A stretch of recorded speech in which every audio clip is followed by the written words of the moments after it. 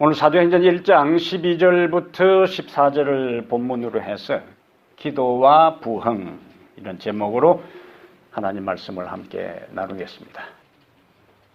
보통 사람이 숨을 쉬지 않고 얼마나 견딜 수 있을까요?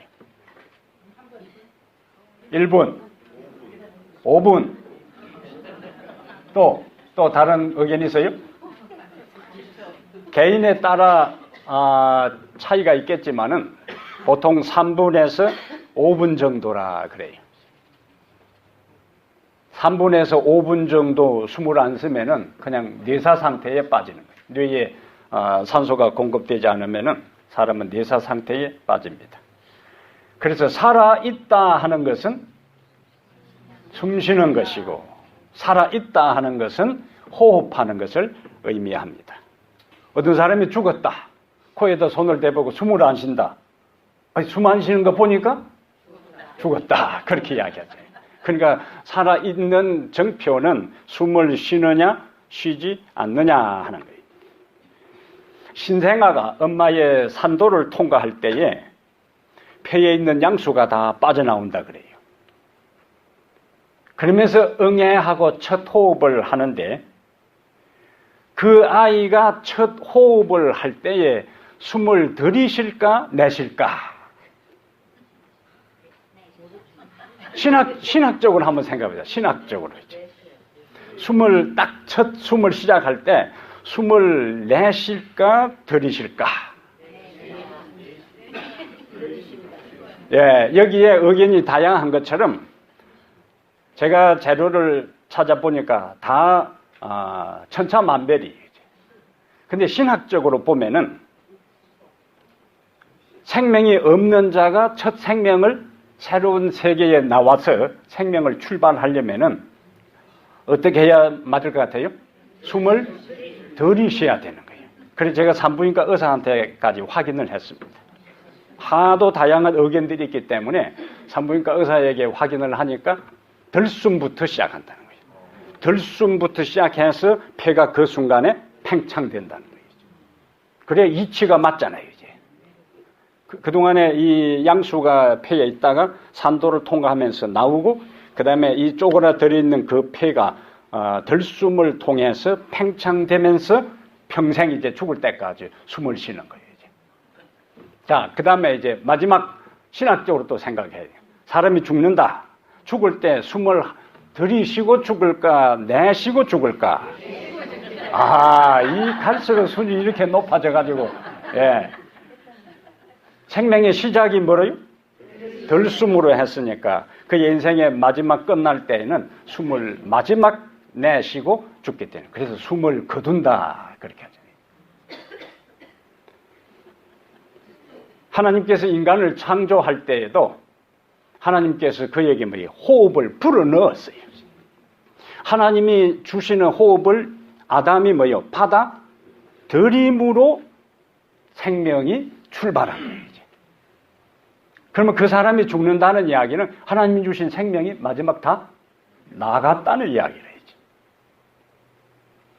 예수님께서 제자들에게 요한복음 20장 22절에 숨을 내쉬며 가라사대 성령을 받으라 그러게. 예수님께서 숨을 내쉬며 가라사대 뭐 하랬다고요? 성령을 받으라. 그럼 우리가 매 순간순간 숨을 쉰다 하는 이야기는 본래 나에게 생명이 있는 것이 아니고 계속 숨을 쉬어야 된다는 것은 외부로부터 끊임없이 생명을 공급받아야 된다는 것을 우리로 깨닫게 해주는 겁니다.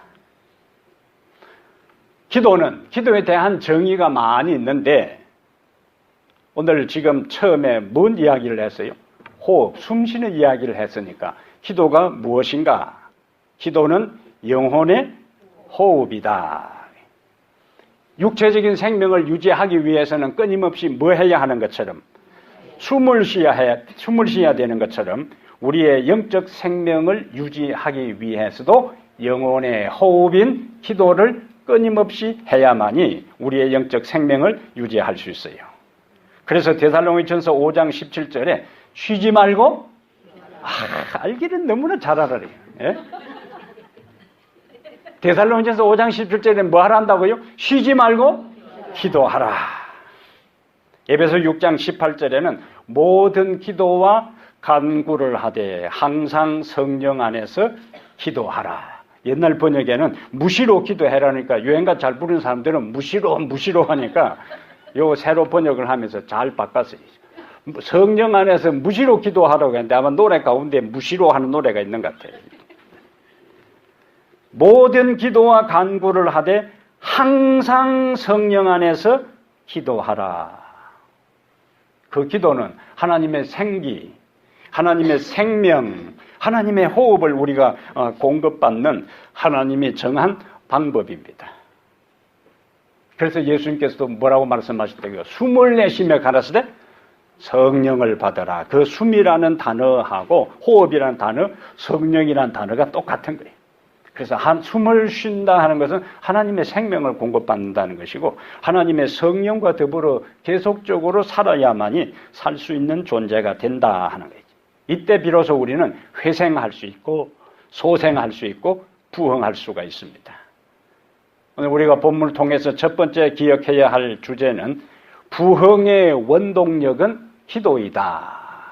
따라합니다. 부흥의 원동력은 기도이다. 기독교 역사를 연구해 보면은 중간중간에 죄인들이 회개하고 영적으로 죽은 상태에 있던 명목상의 그리스도인들이 각성하고 소생하고 부흥하는 기록들이 있는데 이런 부흥의 역사는 저절로 이루어진 것도 아니고 하루아침에 된 것도 아니고 그 배경에 중요한 요소가 있습니다. 그 중요한 요소가 뭔가 하는 것을 미루어 짐작하면 뭐겠어요? 부흥의 배후에 항상 뭐가 있다? 기도가 있다. 저절로 된 것도 아니고 하루아침에 된 것도 아니고 몇 사람이나 혹은 그룹을 지은 특정한 사람들이 포기하지 아니하고 꾸준히 부흥을 위해서 기도한 그 열매, 그 결실, 그 결과가 무엇인가? 부흥이다. 몇 번 좀 기도하다가 안 되니까 아무 흔적도 없고 아무 어떤 분위기의 변화가 없으니까 포기해버린 것이 아니라 아무런 어떤 조짐이 일어나지 아니해도 하나님의 약속을 의지해서 꾸준히 인내하면서 기도했을 때에 그 결과로 무엇이 일어났다? 부흥이 일어났다. 3년 반 동안 이스라엘에 비가 오지 않았어요. 그 다음에 갈멜산에서 거짓 선지자들을 다 제거하고 엘리야가 갈멜산 꼭대기에 가서 기도하는데 믿음을 가지고 한번 딱 기도하니까 바로 비가 내린 것이 아니고 두 번째 기도했을 때에 비가 내린 것도 아니고 여섯 번째 기도했을 때에 비가 내린 것도 아니고 일곱 번째 다시 또 그가 그 머리를 두 발 사이에 넣고 기도한 다음에 그 종에게 저 지중해 쪽을 바라보아라. 사람의 손바닥만한 구름이 일어나나이다. 됐다. 그리고는 아합왕이 이야기합니다. 큰 비의 소리가 난다고. 뭘 보면서 그냥 먹장구름이 몰려왔을 때에 그가 말한 것이 아니고 사람의 손바닥만한 구름이 뜬 그걸 보고 엘리야는 엄청난 비가 쏟아질 것을 그는 믿음의 눈으로 보았습니다. 여리고성이 한 바퀴 돌아서 무너진 것이 아니고 7번 돌고 마지막 날은 또 7번 돌았을 때에 무너진 것처럼 나만 장군이 요단강에서 6번째까지 모욕했을 때에 그가 나은 것이 아니고 근데 이왕이면은 하나님께서 첫 번째 물속에 들어갔다 나오니까 조금 뭐요? 나아지면 사람들이 어떤 마음이 생길까요? 되는구나 하고는 이제 생각하겠지만은 6번째까지 물속에 잠겨도 아무런 흔적, 아무런 기미가 일어나지 않을 때에 사람은 포기하기 십상입니다.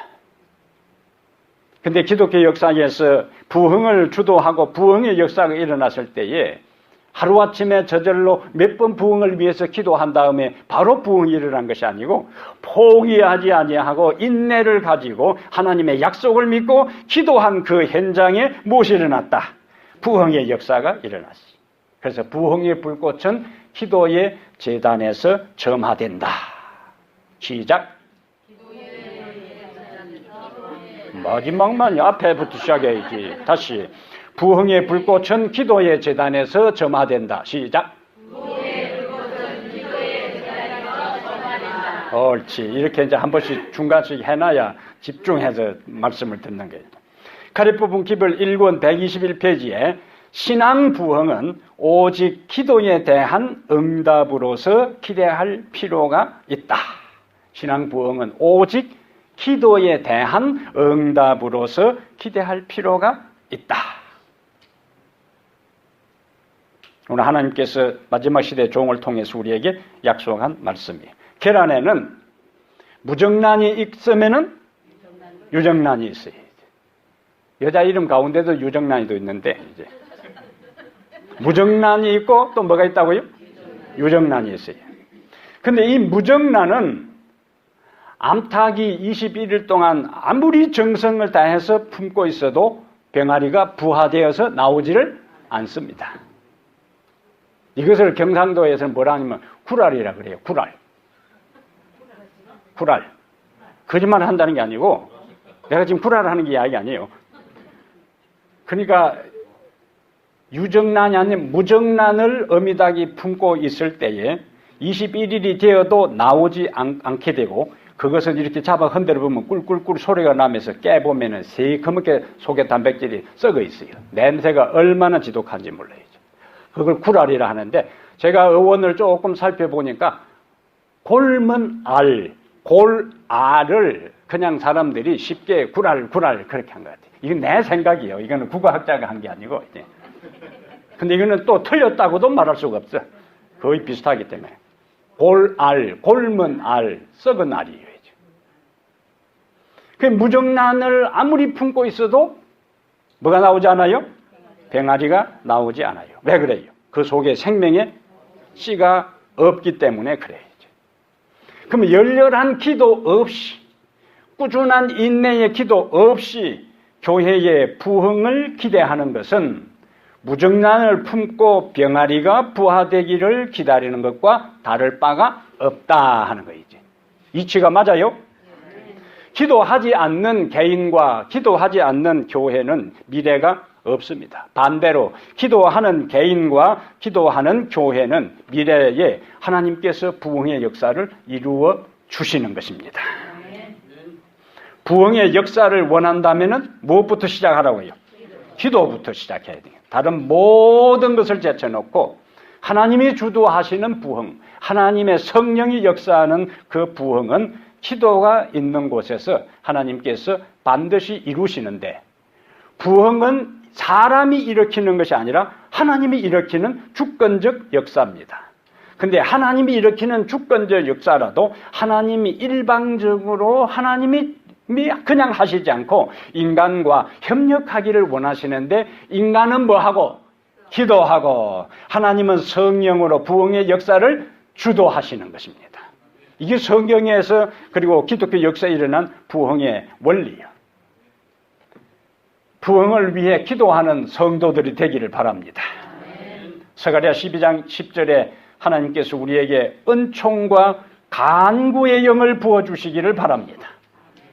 그래서 다음 안식일부터 밥 먹고 그냥 집에 갈 것이 아니고 오후 2시부터 우리가 그동안 말씀 묵상한 것 가운데 은혜 받은 것을 함께 둘러앉아서 나누고 개인과 교회의 회심과 부흥을 위해서 우리가 기도하는 시간을 갖겠습니다.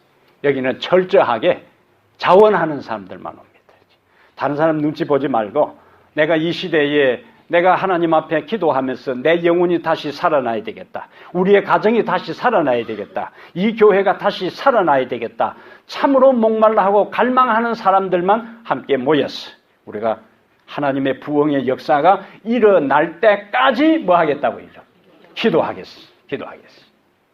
그래서 우리 시대에 우리의 눈으로 내가 기도하는 삶의 현장에서 이것은 역사에 기록된 부흥의 이야기가 아니고 성경에 나타나는 부흥의 이야기가 아니고 내 삶의 현장에서 내가 몸담고 있는 교회의 현장에서 그것을 우리의 두 눈으로 경험하고 목격하고 체험하게 되는 역사의 현장의 주인공들이 되기를 바랍니다. 기도와 초대교회의 부흥과의 관계를 좀 보겠어요. 오늘 본문과 연관해서 당시의 유대인들은 예수님을 처형한 후에 부활의 소식이 점점 번져나갈 때에 유대인들 입장에는 어땠을까요? 그것을 번져나가는 것을 원했을까요? 그것도 소식을 사람들이 믿기를 원했을까요? 아니. 그 부활하셨다는 소식이 번져나갈 때에 유대인들이 한 것은 뭡니까? 그 예수님의 무덤을 지킨 군인들을 뭐 해서? 돈으로 매수해서. 무슨 말로 매수했어요? 우리가 뭐 할 때에? 잠잘 때에, 그 다음에 예수님의 제자들이 훔쳐갔다. 근데 그 말이 맞아요, 틀려요? 부활 사건과 상관없이 그 말 자체가 합리적으로 맞아요, 틀려요? 우리가 잘 때에 뭐라고 했어요? 제자들이 훔쳐갔다. 자는 사람이 훔쳐간 것도 모르는 것이고 자는 사람이 제자들이 훔쳐간 것을 어떻게 알 수가 있어요? 그래서 거짓말을 하려 보면은 또 거짓말을 해야 되는 거라지. 근데 심지어 성경에까지 그들이 돈을 받고 그렇게 했다는 것까지 기록돼 버렸어요. 유대인들에게 있어서 예수님의 부활의 소식은 굉장히 민감한 문제예요. 그들이 죄 없는 하나님의 아들을 죽이고 난 다음에 그 하나님의 아들이 살아났고 그 부활을 목격하고 부활의 예수를 만난 사람들이 부활을 증거하기 시작하니까 어떻게든지 그 소문이 번져나가지 못하도록 막는데 혈안이 되어 있었어요. 그럼에도 불구하고 예수님이 하나님의 메시아고 그 다음에 그분이 부활하셨다는 것을 전하는 것은 죽음을 각오해야 할 그러한 상황이었습니다. 사실상 예수님에게 걸었던 제자들의 기대는 굉장했어요. 엠마오로 가는 두 제자가 예수님과 더불어 가면서도 예수님의 정체를 모르고 이야기하기를 우리는 그가 이스라엘을 구속할 자라고 믿었다. 그런데 이스라엘을 구속할 자라고 믿었던 그가 아무런 저항 없이 십자가 위에서 죽게 되었을 때에 죽고 끝나버렸을 때에 그들은 어떻게 생각하나? 이제 다 틀렸다. 다 끝났다. 에라 그냥 고향에 돌아가자. 이런 상황이 두 제자가 고향으로 가는 상황들이에요. 예수님의 12 제자들의 상황도 마찬가지입니다. 그들은 예수님의 그들의 모든 희망을 걸었어요. 그래서 세상의 모든 것들을 다 버려두고 포기하고 그러면 예수를 따라다녔는데 그 예수가 십자가에 죽고 난 다음에 이거는 뭐 살아났다는 사람도 있고 뭐 온갖 이야기들이 지금 걷잡을 수 없이 예루살렘에 퍼져나갔을 때에 우리가 잡혔다가는 우리도 죽을 수 있다. 그래서 그들은 유대인들을 두려워해서 문을 잠그고 숨어 있을 그때에 예수님께서 그 가운데 나타나셨어요. 어떤 예수가? 부활한 예수가. 그러면서 상황은 완전히 반전됩니다. 자, 누가복음 24장으로 가보겠습니다. 여기서 우리가 이제 부흥으로 가는 원리들을 우리가 성경적으로 하나하나 추적을 할 텐데, 누가복음 24장, 누가복음은 누가 기록했어요? 누가가 기록해요. 사도행전은 누가 기록했어요? 누가가. 이제 말귀를 잘 안내 갈수록. 오케이. 자, 누가복음 24장 45절 보겠습니다. 44절까지는 제자들에게 예수님께서 나타난 장면이고 예수님이 하신 첫 번째 일이에요. 이에 뭐라고 했어요? 그들의 마음을 열어 뭐 하겠어요? 성경을 깨닫게 하시고 또 이르시되 이같이 그리스도가 고난을 받고 제3일에 죽은 자 가운데서 살아날 것과 또 그의 이름으로 죄사함을 받게 하는 회개가 예루살렘에서 시작하여 모든 족속에게 전파될 것이 기록되었으니 너희는 이 모든 일의 증인이라. 볼지어다 내가 내 아버지께서 약속하신 것을 너희에게 보내리니. 아버지의 약속하신 것이 뭡니까? 성령이에요. 너희는 위로부터 능력으로 입히 입혀질 때까지 이 성에 머물라. 제자들에게 예수님께서 나타나서 첫 번째 하신 일이 뭐냐가 중요한 거예요. 뭐 했어요? 45절에 그들의 마음을 열어 성경을 깨닫게 하시고. 그럼 어떤 내용을 가르쳤을까?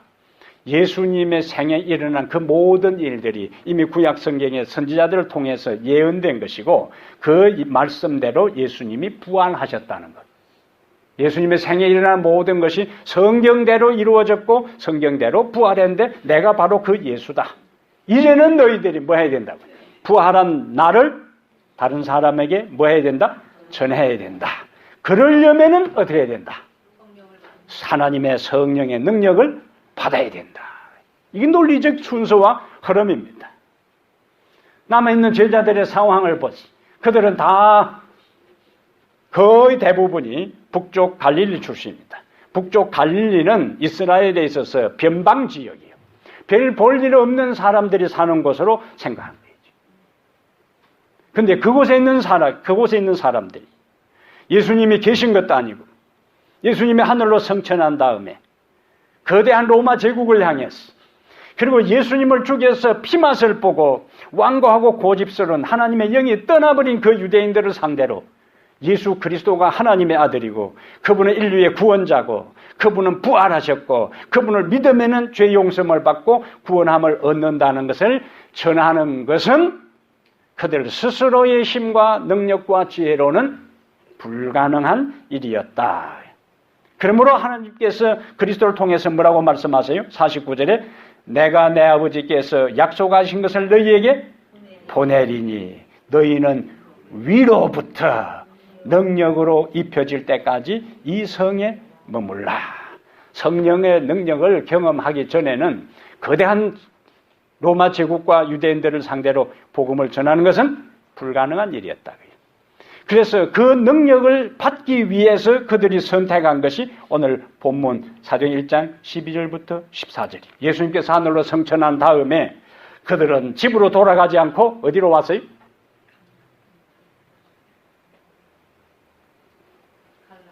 다시 또 성경을 읽어야 해요. 예수님께서 어디에서 승천하셨어요? 감람산에서 승천하셨어요. 그럼 그곳에서 그만 하늘로 올라가시는 거 본 김에 여기서 기도해 하자 그랬어요? 그럼 어디로 들어왔어요? 예루살렘에 돌아와서 다락방에 올라갔잖아요. 그것을 우리가 기독교 역사에서 마가의 다락방이라. 몇 명이 모였어요? 120명이 모였어요. 뭐 하기 위해서요? 기도하기 위해서. 왜 기도해요? 하나님의 성령의 능력을 경험하기 위해서. 그들이 함께 모여서 열흘 동안 특별 기도를 드립니다. 열흘 동안. 그들이 마음을 같이하여 오로지 기도에 힘쓰니라. 이때 우리는 사도행전 2장 1절부터 4절에 보면은 사도행전 2장 1절에 오순절날이 이미 이름에 그들이 사도행전 2장 1절 오순절날이 이미 이름에 그들이 한 곳에 다 같이 한 곳에 모였더니 위대한 부흥운동의 역사는 한 사람에게 임하지 않고 그러한 뜻을 같이 한 사람들이 한 곳에 모여 기도할 때에 성령이 강력하게 임하는 것이 성경의 장면이고 기독교 2000년 역사의 부흥의 현장의 모습이에요. 그래서 개인적으로 기도할 뿐만 아니라 또 함께 한 마음으로 모여 기도하는 곳에 능력이 임하는데 2절 보세요.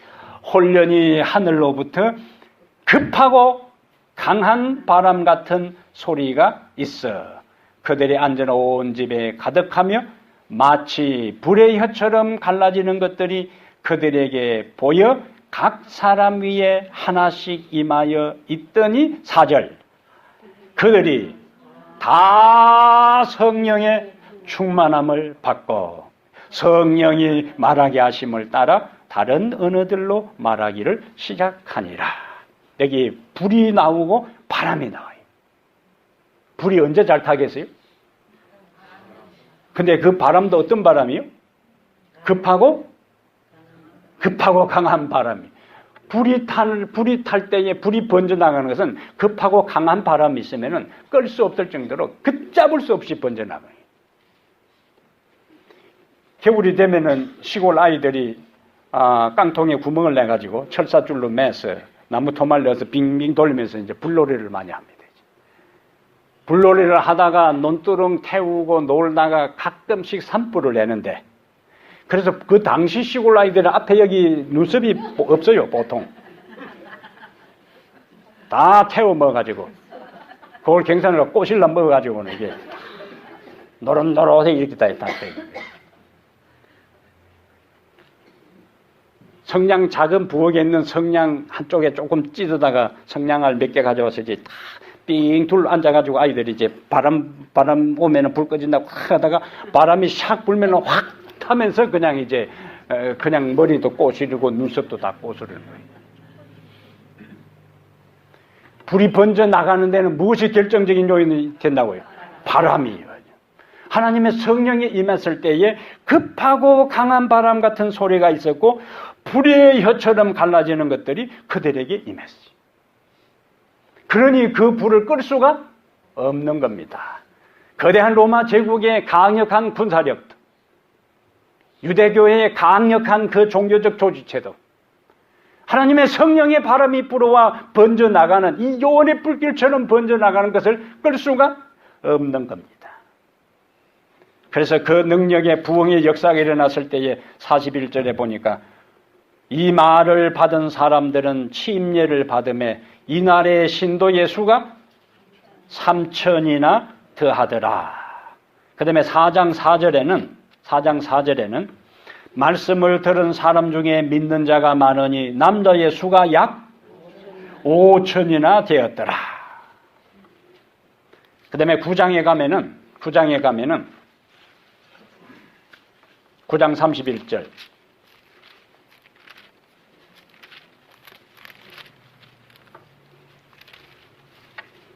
9장 31절에 보니까 읽어봅니다. 그리하여 온 유대와 갈릴리와 사마리아 교회가 평안하여 든든히 서가고 주를 경외함과 성령의 위로로 진행하여 수가 더 많아지니라. 이렇게 해서요, 오순절날 시작된 이 부흥의 불결이 번져나가면서 120명이 모여 기도한 그곳에 성령의 불이 붙어서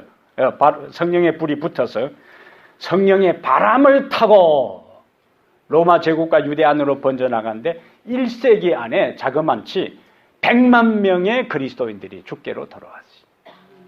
120명이 1세기 만에 얼마로요? 100만 명으로. 여기에 도식적인 패턴이 있습니다. 예수님께서 제자들에게 먼저 뭐 했어요?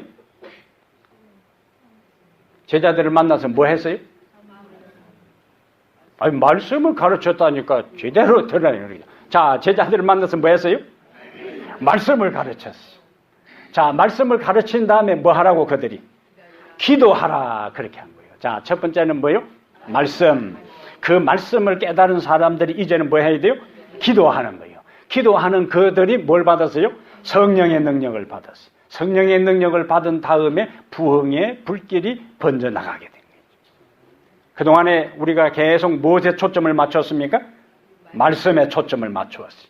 그리고 지금도 계속 말씀을 암송하고 말씀을 묵상하는 훈련을 계속하고 있습니다. 자, 여기에 이제 뭘 보태야 돼요? 두 번째 단계는 기도를 보태야 되는 거예요. 이제 말씀이 기초가 되고 그 말씀을 사모하고 말씀을 묵상하고 순종하는 사람들이 이제는 기도에 연합하고 한 마음으로 기도할 때 세 번째 우리가 기대할 수 있는 것은, 기도하는 자가 기대할 수 있는 것은 성령의 역사가 임하는 것이고, 그 성령의 역사가 임할 때 비로소 부흥의 능력이 임하게 되는 겁니다. 말씀, 기도, 성령, 부흥의 역사.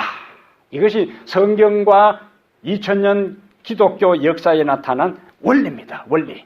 그래서 우리는 이 시대에도 하나님은 능력이 있으시고 하나님의 약속은 불변하시고 하나님은 오늘날도 기도하는 자와 말씀을 붙잡는 자에게 성령을 주신다고 했으니까 지금까지 말씀 훈련의 다음 한시부터 기도에 연합하는 것을 통해 오늘 살아가는 이 시대에 하나님은 여전히 말씀과 기도를 따라 살아가는 사람에게 부흥의 역사를 이루어 주신다는 타코마 교회의 새로운 역사를 써게 되는 그 중심에 여러분과 제가 있게 되기를 축복합니다. 기독교 역사의 수많은 부흥운동 가운데 하나를 소개를 하려고 합니다. 20세기 초에 영국 웰즈라는 지역에 엄청난 부흥운동이 일어났는데 1904년이요. 1904년에 영국의 어느 지역이요?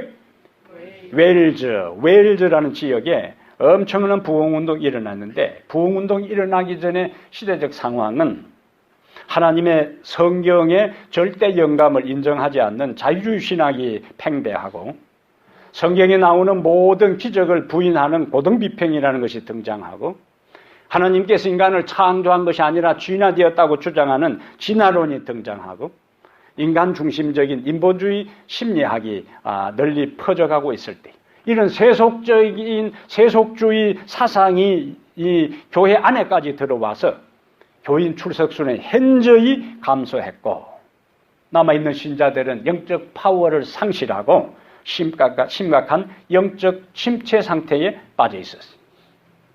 교회가 영적 침체에 빠져 있고 하나님의 백성들이 영적 파워 생명을 상실했을 때에 그것은 고스란히 사회의 타락과 배도 비윤리적인 일들로 점점 번져나가게 된 거예요. 외행적으로는 아무런 희망이 없는 상황입니다. 이런 시대적 상황에서 웰즈의 하나님께서 가장 필요로 여기는 것이 무엇일까? 새로운 영적 부흥이다. 그래서 그 부흥을 위해서 기도하는 사람들이 한 사람 한 사람 나타나기 시작했는데 그 가운데 에반 로버츠라는 26살 먹은 젊은이가 등장합니다. 누구요?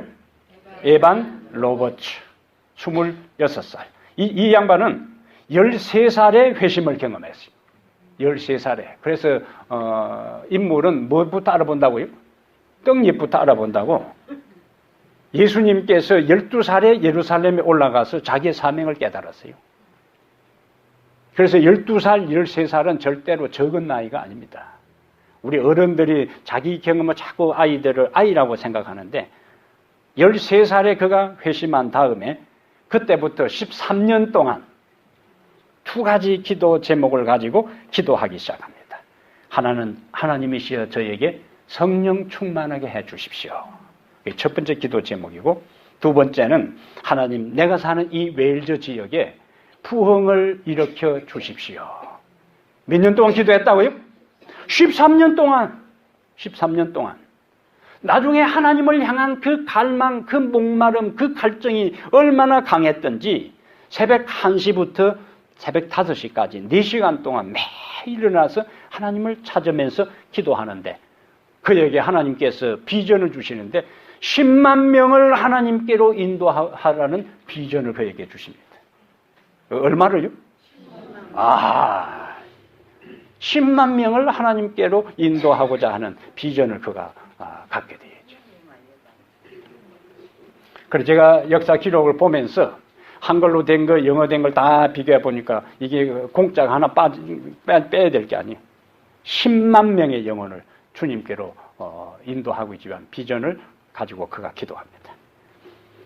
1904년 10월 31일 저녁에 자신이 출석하는 교회에서 평소에 구도자 리스트를 가지고 17명의 자기 친구들을 위해서 기도하고 있었는데 기도회로 모였어요. 1904년 10월 31일 저녁에 자기가 출석하는 교회에 그 자기 기도했던 친구들을 모아놓고 기도한 다음 호소합니다. 그 친구들에게 죄를 회개하고 그게 첫 번째예요. 죄를 회개하고 두 번째는 불의한 습관을 버리고 세 번째 성령의 인도를 따라 충심으로 예수 그리스도를 개인의 구주로 영접할 것을 눈물로 자기 친구들에게 호소합니다. 그런데 그날 밤에 17명 기도 리스트에 두고 기도했던 그 구도자 자기 친구들이 17명이 전적으로 눈물을 흘리면서 자신들의 삶을 하나님께 드립니다. 이것이 부흥운동의 시작이었어요. 이 집회를 시작으로 해서 한 달 만에 몇 명이 들어왔는가? 37,000명이 그 지역의 사람들이 하나님께로 회개에 돌아오는 역사가 일어나요. 아침 10시부터 기도회를 하면은 밤 12시까지 기도회를 합니다. 매일. 그것은 맨정신으로 되겠어요? 그 맨정신으로 그거는 불가능한 일이요. 하나님의 성령이 강력하게 사람들의 마음을 사로잡으니까 그들이 함께 모여서 기도할 때 그 부흥의 불결이 걷잡을 수 없이 번져가는데 한 달 만에 37,000명이 회심하고 주께로 돌아오는 역사가 일어나요. 집회 때마다 죄를 깨닫는 흐느낌과 죄를 고백하는 통곡과 참여하는 사람들의 소리가 집회장을 가득 채웠다 그랬어요. 그러면서 이렇게 시작된 부흥의 불결이 온 영국 전역에 번져나가는데 9달 만에 에반 로버처의 그 기도의 제목대로 10만 명이 하나님께로 돌아오는 부흥의 역사가 9달 만에 이루어지는 것을 보게 되는 거예요. 여러분은 얼마나 거창한 이야기를 해야 놀래게요. 네? 아니 9달 만에 10만 명이 돌아왔다 해도 아무런 반응이 어떻게 없어요. 한 100만 명 돌아왔다 해야 눈이 동그래지고 아멘 하겠어요. 자, 한 달 만에 37,000명이 돌아왔고 9달 만에 10만 명이 하나님께로 돌아왔어요. 네. 9달 만에 10만 명이 회심했거든요. 이것은 하나님의 초자연적인 능력의 역사가 아니면은 불가능한 일이에요. 범죄율이 떨어지기 시작합니다. 술집이 문을 닫아요. 도박장이 문을 닫습니다. 서로의 죄를 고백하는 일들이 일어납니다. 그리고 축구 경기가 더 이상 열리지 않습니다. 축구 경기 관람하러 가는 대신에 기도회로 가기 때문에 관중이 없어서 다 경기가 다 취소됐어요. 근데 재밌는 기록은 거칠기로 광부들이 소문났었는데 이 광부들이 기도회에 참석해서 그들이 회심을 경험하고 그리고 변화된 강부들이 다시 그들의 일터로 돌아갔는데 더 이상 욕설을 사용하지 않고 더 이상 야비하고 저속한 말을 사용하지 않으니까 옛날에 석탄을 운반하는 조랑말들이 광부들이 말을 옛날 같은 욕을 하고 안 하니까 말귀를 못 알아들어가지고는 그냥 꺼벙 해가지고 꼬리만 치고 있었다는 기록이 있는 거예요. 옛날에는 뭐요? 그냥 그 자기들의 힘든 인생을 이 말도 못하는 애꿎은 짐승에게다가 다 퍼부면서 그냥 욕하는 것에 익숙해서 욕을 들으면 이것이 움직이라는 이야기구나, 멈추라는 이야기나 욕으로 시작해서 욕으로 끝냈는데 이 광부들이 인생이 바뀌어져 가지고 더 이상 욕을 하지 않으니까 이 무슨 말인가요? 말귀를 못 알아듣는 일들. 놀라운 역사의 변화입니다. 한 인생의 변화와 그 교회의 변화와 그 마을의 변화를 하나님께서 그와 같은 위대한 일들을 부흥의 역사를 통해서 이루어 주신 것입니다. 우리는 웰즈 부흥의 역사적 기록을 통해서 우리가 깨달아야 할 몇 가지 교훈이 있는데 첫 번째, 부흥을 위해서 꾸준히 기도하는 거예요. 이 에반 로버처는 몇 년 동안요? 13년 동안 하나님 나를 성령으로 충만하게 해 주십시오. 하나님 내가 사는 이 마을, 이 동네가 부흥되게 해 주십시오. 13년 동안 기도했을 때에 13년 동안, 12년 동안 기도해도 아무런 변화가 일어나지 않았어요. 12년 반 동안 기도해도 아무런 움직임이 일어나지 않았어요. 그러나 13년, 마지막 그 13년이 찰 때에 하나님의 강력한 성령의 바람이 그 지역을 강타하기 시작합니다. 오늘 우리가 기대하는 그 부흥, 무엇으로부터 시작하자고요? 기도로부터 시작하는 거예요. 우리는 갖춘 것이 없어요. 어린아이 반도 없고 청년반도 없어요. 이것을 해결하기 위해서 제가 온갖 방법을 다 동원하고 문제를 해결하기 위해서 했지만 아직도 원점입니다. 이제 우리가 할 수 있는 마지막 카드가 남아 있습니다. 하나님 앞에 뭐 하는 거예요? 무릎 꿇고 기도하는 길밖에 없습니다. 그러면 외행적인 조건, 우리가 처해 있는 상황은 그것이 이루어질 우리의 미래가 없어요. 점점 나이가 많아서 우리의 자녀들이 이곳에서 새로운 우리의 신앙의 바톤을 받지 않는다면 이 교회는 문 닫아야 되는 거예요. 이 모든 절박한 상황을 깨뜨릴 수 있는 유일한 마지막 비장의 카드는 하나님 앞에 하나님의 간섭으로 이 문제가 해결되어서 어린이반이 다시 만들어지고 청년반이 다시 시작되어서 우리가 이 땅을 떠난다 할지라도 이 교회에 지속적으로 하나님을 섬기는 신앙이 전성되고 전통이 계승되도록 하는 기도밖에 우리에게 남아있는 것이 없습니다.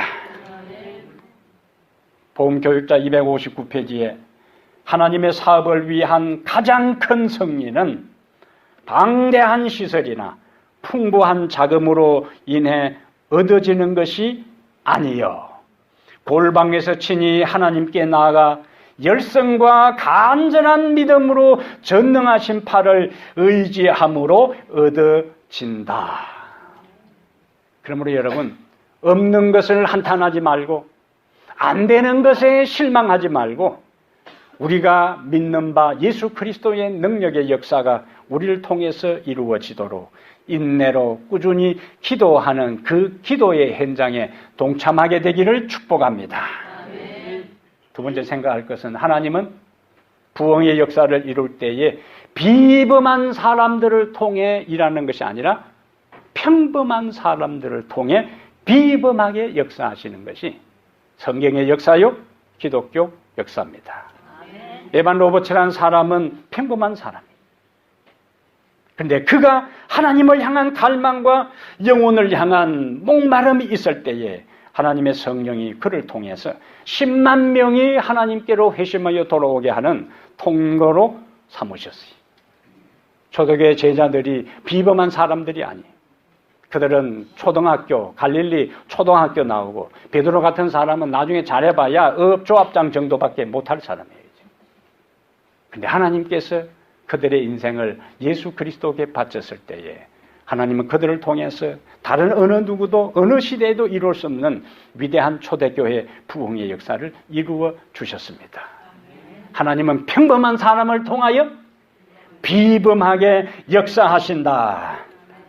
하나님은 평범한 사람을 통하여 비범하게 역사하신다. 이 말씀 믿으시면 아멘.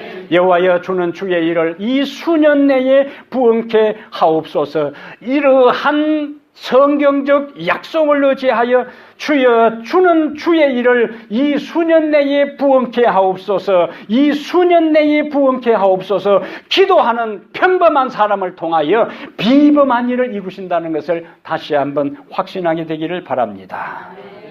나는 내 목회의 마지막에 여러분은 여러분의 인생의 마지막 단계에서 2000년 역사에 기록된 그 이야기가 아니고 성경에서 그냥 초대교회 사도행전에 기록된 그 이야기가 아니고 여러분과 나의 삶의 현장에서 여러분이 몸담고 있는 이 타코마 교회에서 오늘 이 시대에도 평범한 우리를 통하여 비범하게 역사하시는 하나님의 살아계시는 부흥의 역사, 능력의 역사를 경험하는 역사의 주인공이 되기를 바랍니다. 기도는 부흥의 원동력이 기도의 재단에서 부흥의 불길이 솟아올라야 합니다. 초대교회가 그랬고 웨일즈 부흥이 그랬습니다. 이제 차례는 우리 타코마 교회입니다. 우리 타코마 교회에 일어난 하나님의 성령의 바람이 타코마 지역으로, 시애틀 지역으로, 미주 전역으로 그리고 온 세상을 향해서 이곳에서 시작된 그 부흥의 물줄기가 세상을 향하여 흘러가게 되는 역사의 한복판, 그 진원지, 그 바로 번제단이 되기를 축복합니다. 기도하는 평범한 사람들을 통해 하나님 어떤 일을 이루신다고요? 비범한 역사를 이루신다면 우리가 한 번 모여 간절히 하나님 앞에 기도하는 그 기도가 당장은 아무런 변화가 내 인생에, 우리 가정에, 이 교회에 어떤 변화의 조짐이 일어나지 않는다 할지라도 인내로 포기하지 아니하고 기도할 때에 하나님의 시간표에 의해 하나님의 때가 될 때에 하나님의 강력한 역사가 우리 개인과 우리 가정과 이 교회에 임해서 우리는 그 한복판에 오늘도 하나님은 살아계시고 오늘도 하나님은 기도하는 자에게 성령으로 응답해 주시고 사람들을 회심시키고 구원케 하는 역사의 주인공이 바로 하나님이시라는 사실을 간증하고 고백하는 그 자리에 있게 되는 여러분과 저에게 되기를 주의 이름으로 축복합니다. 하나님 우리 아버지, 우리 모두의 마음속에 주님을 향한 사모함이 있습니다. 주님에 대한 목마름이 있습니다. 사랑하는 제자들을 이 땅에 두고 하늘로 올라가실 때에 약속하신 아버지의 약속하신 바 성령의 은혜를 저희들이 목말라 합니다. 연약하고 보잘것없고 하잘것없던 제자들이 아버지의 약속하신 보혜사 성령을 갈급하고 그들이 한 마음으로 연합하여 회개하며 주님께 온전히 기도했을 때에 오순절날 그들 위에 약속의 영이 임했습니다. 불의 혀같이 갈라지는 것이 그들 위에 임했고 급하고 강한 바람 같은 소리가 그 온 곳에 가득 찼습니다. 그들이 나가 전했을 때에 3,000명, 5,000명 날마다 구원받는 역사를 이루신 하나님, 그 하나님은 오늘 우리에게도 하나님이 되시고 그때에 역사하셨던 성령은 오늘 우리에게도 역사하실 수가 있고 그때에 보잘것없는 자들을 통하여 비범한 일을 이루셨던 주님, 오늘 우리를 통하여도 역사하여 주시옵소서. 에반 로버츠 13년 동안 성령 충만을 위하여 간구하고 웰즈의 부흥을 위해서 눈물로 간구한 그 기도를 들으셨던 주님이시여, 오늘 이 시대에 우리의 삶의 현장에서 우리가 몸담고 있는 교회에서 우리들 개인의 신앙에서 막연하고 명목적인 신앙의 상태에서 벗어나 우리도 뜨거움을 경험하고 싶습니다. 하나님의 임재를 체험하고 싶습니다. 하나님의 놀라운 능력의 역사가 우리의 삶의 현장에서 우리가 몸담고 있는 이 교회에서 일어나는 것을 우리의 두 눈으로 우리의 삶으로 경험하고 싶사오니 주님 우리에게도 임하여 주시옵소서. 주님 우리에게도 역사하여 주시옵소서.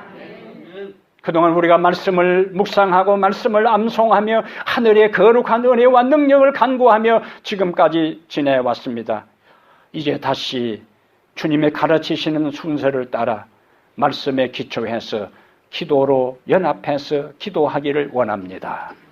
우리가 기도할 때에 하나님 성령을 우리에게 보내주시옵소서.